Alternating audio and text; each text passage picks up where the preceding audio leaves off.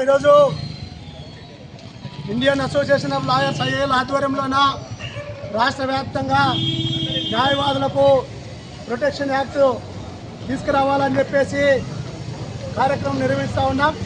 అందులో భాగంగా ఈరోజు మన కర్నూలు బార్ అసోసియేషన్ ఆధ్వర్యంలోన ఇక్కడ కార్యక్రమం నిర్వహిస్తాను. ఈ యొక్క కార్యక్రమంలో హాజరైనటువంటి ఐఏఎల్ ప్రధాన కార్యదర్శి రవి సార్, అదేవిధంగా ఓంకార్ సార్ గారు, అదేవిధంగా బార్ అసోసియేషన్ అధ్యక్షుడు చంద్రుడు గారు, మిగతా హాజరైనటువంటి న్యాయవాద సీనియర్ జూనియర్ న్యాయవాదులకు ముందుగా ఐఏఎల్ కమిటీ తరఫున ధన్యవాదాలు తెలియజేస్తూ, ప్రధానంగా ఈరోజు ఐఏఎల్ అన్నది అడ్వకేట్కి వెల్ఫేర్గా ఉపయోగపడే కార్యక్రమాలు చేస్తూ ఉన్నాం. తక్షణమే చాలా రాష్ట్రాల్లోన న్యాయవాదులకు రక్షణ చట్టం ఏర్పాటు చేయడం జరిగింది.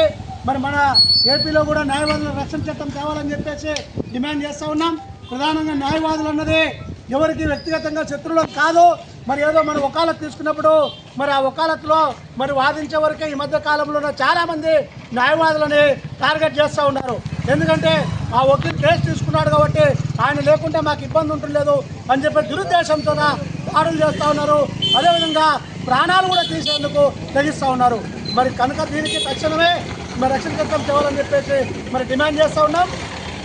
అందులో భాగంగా ఇప్పుడు మిత్రుడు చెప్పినట్లు దాదాపు అందరూ మేధావులంతా కూడా న్యాయవాదులుగా ఉండి స్వతంత్ర పోరాటంలో అయితేనేవి రాజ్యాంగం రచించడానికోసం కానీ న్యాయవాదులు తోడ్పాటు చేశారు. అందులో భాగంగా న్యాయవాదులకు రక్షణ లేకుంటే చాలా ఇబ్బందికరంగా ఉంటుంది. చూస్తూ ఉన్నాం, తెలంగాణలోన దారుణంగా హత్యలు చేయడం జరిగింది. మొన్ననే మన ఏపీలో కూడా దాడులు చేసి హత్యలు చేస్తూ ఉన్నారు. దీనికి తక్షణమే ఖండిస్తూ ఉన్నాం. దాంతోపాటు న్యాయవాదులకు వాస్తవంగా వెల్ఫేర్ సంబంధించి చాలా ఉన్నాయి. దీంట్లోన జూనియర్ న్యాయవాదులకు ఆ రోజు రాష్ట్ర ప్రభుత్వం అధికారంలోకి వస్తే మేము 10,000 రూపాయలు స్టైపెండ్ ఇస్తామని చెప్పేసి చెప్పడం జరిగింది. దాన్ని తక్షణమే అమలు చేయాలా. ఎందుకంటే జూనియర్ న్యాయవాదులు దాదాపు ఒక 5-6 ఏళ్ళు వారు ఏదైనా కానీ వకాలత్ చేసుకోవడానికి ఇబ్బంది పడతారు కాబట్టి వాళ్ళకి 10,000 రూపాయలు అని చెప్పేసి డిమాండ్ చేస్తూ ఉన్నాం. ఇప్పుడు సార్ చెప్పినట్ల ఈ ఫైలింగ్లో కూడా అందరికీ ఈ ఫైలింగ్ సాధ్యం కాదు.